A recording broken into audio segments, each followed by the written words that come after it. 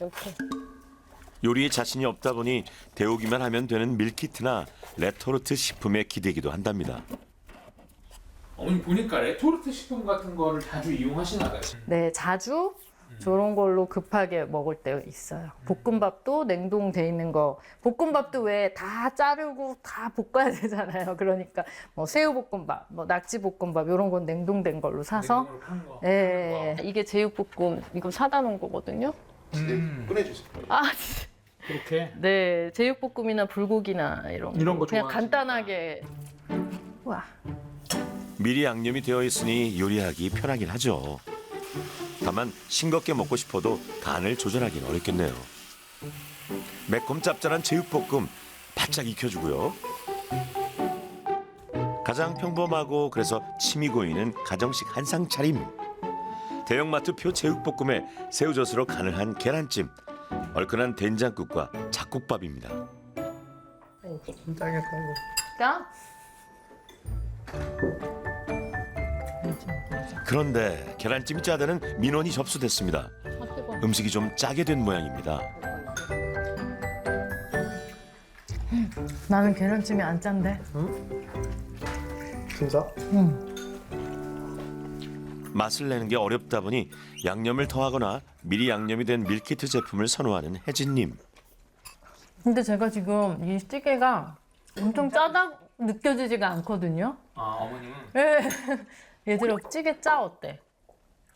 안 짜지? 나는 별로 안 짠 것 같아. 그러니까 저희 입맛이 짠 거에 맞춰져 있나?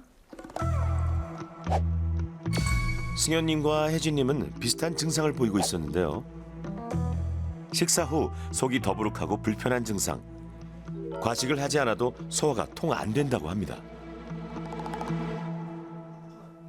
거의 일주일에 한 5일, 6일 정도가 늘 체한 느낌, 불편한 느낌이 있어요. 예, 어제도 그랬고.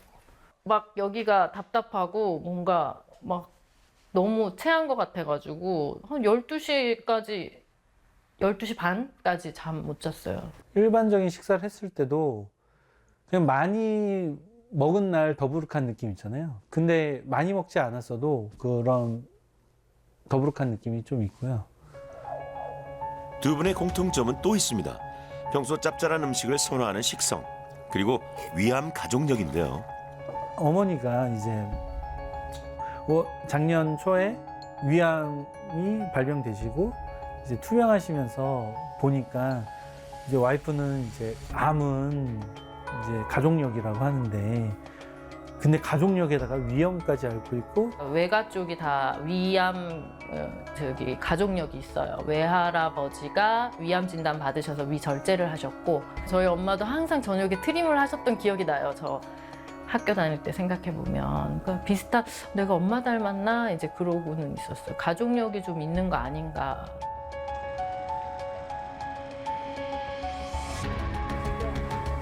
비슷한 증상에 위암 가족력이란 공통점을 가진 두 분. 소화기 정밀 검진을 통해 건강 상태를 살펴봤습니다. 그 결과는 놀랍게도 비슷했는데요. 먼저 혜진님. 선생님 안녕하세요. 반갑습니다. 선생님 이제 내시경 결과를 설명을 드리면 여기가 보면 이게 약간 울퉁불퉁한 소견이 있는데 이게 장상피화생의 소견입니다. 그래서 장상피화생이라는 거는 위의 위축이 너무 오래 지속이 되다 보면 위 세포가 바뀌어요. 다른 세포로. 그렇게 되면 이제 그 염증이나 이게 종양 같은 거에 좀 취약한 세포가 되거든요. 그래서 장상피 화생 변화가 어느 정도는 또 와 있기도 하거든요. 위축성 위염에서 한 단계 더 진행된 장상피화생이라는 진단. 우리의 위는 자극적인 식습관이나 헬리코박터균 감염, 스트레스와 같은 여러 원인으로 인해 염증이 생깁니다. 만약 이 원인들이 개선되지 않고 위염이 반복되면 위샘이 사라지고 위 점막이 얇아지는 위축성 위염이 되고요. 이 상태가 오래 지속되면 위 점막은 다시 한번 변화를 겪습니다. 위의 점막 세포가 점점 사라지면서 장의 상피 세포로 변하는 장상피화생인데요. 위산 분비도 더 줄어들고 염증에도 취약해집니다. 무엇보다 건강한 위에 비해 위암이 될 확률이 무려 4배나 높습니다. 근데 위염을 방치하게 되면 위선에 있는 상피세포가 장에 있는 상피세포로 변해요.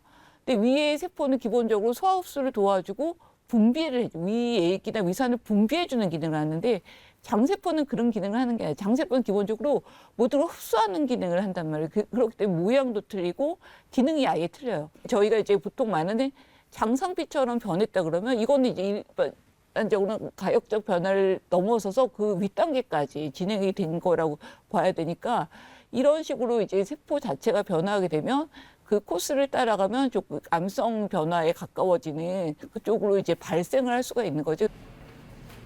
승현님의 상태는 어떨까요? 안녕하세요. 반갑습니다. 예. 일단 이제 위축성 위염, 장상피 화상이 있다, 이제 가족력이 있다 해서 그냥 불안하다 이렇게 말씀을 하셨는데 있습니다. 있어요. 이렇게 보시면 위가 좀 부어 있고 하얗게 점액질도 많이 껴 있고 발적성 변화가 있거든요. 이건 현재 염증이 계속 지속되고 있다 이런 뜻이에요.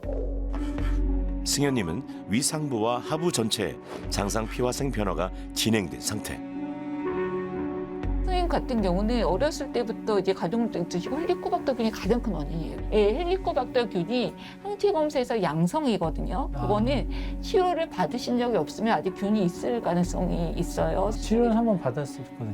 언제 받으셨어요? 한 4년 정도에. 선생님, 근데 재균이 100% 되는 건 아니기 때문에 네. 이번 검사 마찬가지로 다시 한번 저희가 이제 재검사나 이런 걸 통해서 확실하게 됐는지를 체크를 하시는 게 좋으실 것 같아요. 가족력이 있는 경우 보통 수치를 말씀드리면 직계 가족이 있으면 보통 2~3배 정도 위험도가 올라갑니다. 하지만 이런 환자분한테서 헬리코박터 치료를 하게 되면 또 위험도 조금 많이 감소하거든요. 많게는 50% 정도까지 감소한다는 우리나라 연구가 있어요.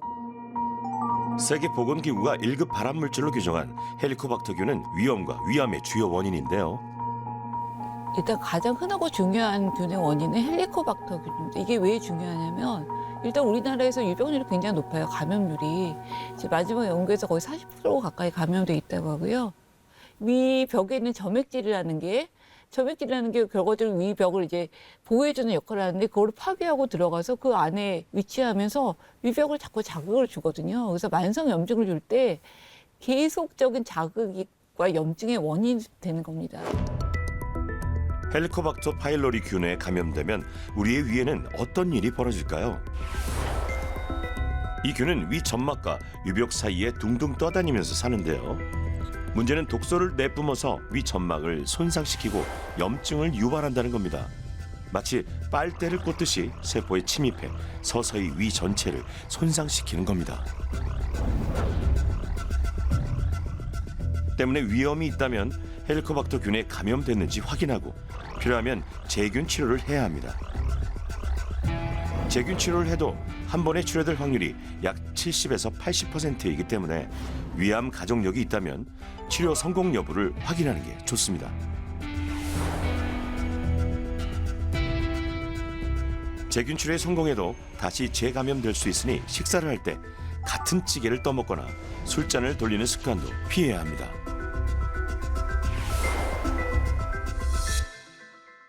그때 저희 24시간 그 소변으로 해서 이제 그 염분 양 측정을 하는데 되게 유일하게 이렇게 높으세요. 아, 그래요? 예, 그러니까 다른 분들도 보통 이제 짜게 드신다고 말씀하셔도 24시간 소변으로 염분을 측정하면 정상범위인 경우가 많거든요. 근데 선생님이 유일하게 높으세요. 그러니까 객관적으로 정말 좀 짜게 드시는 편이신 것 같아요. 나트륨 섭취량이 너무 많으면 물과 함께 소변으로 배출되는데요. 승현님은 정상치를 훌쩍 넘어선 수치였습니다. 보통의 짠 음식 자체는 염분 자체도 너무 고농도로 들어가면 위 점막을 상하게 하고 실제로 헬리코박터균의 성장과도 조금 영향이 있다고 돼 있어요. 헬리코박터 성장이 촉진할 수도 있고 세 번째는 기본적으로 한국인의 음식이라는 게 다 소금이랑 염장식품이 있어요. 김치나 이런 된장 같은 거 마찬가지잖아요. 다른 것으로 대치를 하시는 것이 좋겠습니다. 다른 거. 그리고 국찌개를 먹는다고 하더라도 가능하면 이제 건더기만 드시고 이런 식으로 해가지고 훈연된 음식이나 가공육 같은 음식이나 냉동 음식 같은 수치는 많이 줄이시는 것이 가장 좋으실 것 같습니다. 헬리코박터균, 자극적인 식습관, 흡연 등이 대표적인 위암의 원인인데요. 이를 피하는 것이 위험 관리에도 중요합니다.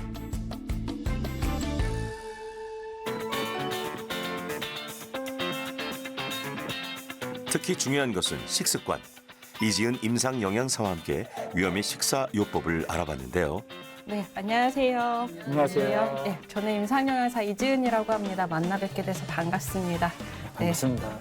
네, 첫 번째로 말씀드리고 싶은 거는 이제 부드러운 식재료를 사용을 해서 부드럽게 조리한 음식을 섭취하는 것입니다. 통곡식 같은 거, 도정이 덜 된 통곡식이라던가 옥수수, 고구마, 현미, 섬유질 자체가 위를 조금 이렇게 긁을 수 있어요. 위 자체에 거친 것들은 조금 위 자체에 염증이 있는 상태에서 얘가 조금 더 안 좋을 수 있기 때문에 조금은 자제해서 드시는 거를 권장드리고 싶고요. 위염으로 소화력이 떨어진 분들은 표면이 거친 잡곡밥보다는 흰쌀밥, 질게 지은 밥처럼 부드러운 음식이 소화에 도움이 됩니다. 그리고 세 번째로 드리고 싶은 말씀은 위에 자극을 줄 수 있는 매운 음식이라던가 카페인, 그리고 술, 탄산음료, 그리고 신과일, 그리고 짠 음식 이런 것들의 섭취를 줄이는 것을 권장드리고 싶습니다. 오렌지, 키위, 토마토처럼 위에 자극을 줄 수 있는 신과일보다는 배, 참외, 바나나 같은 과일이 좋습니다. 과일도 껍질을 채 드시는 분들도 꽤나 계시거든요. 근데 최대한 껍질도 벗기고 드시는 게 최대한 섬유소 자체를 조금 줄여서 드시는 거를 조금 권장드리고 싶고, 혹시나 너무 신 과일이다라고 보시면 실온에서 며칠 동안 조금 숙성해서 드시면 될 것 같아요. 평소 식습관 모니터링 후 내려진 맞춤 솔루션.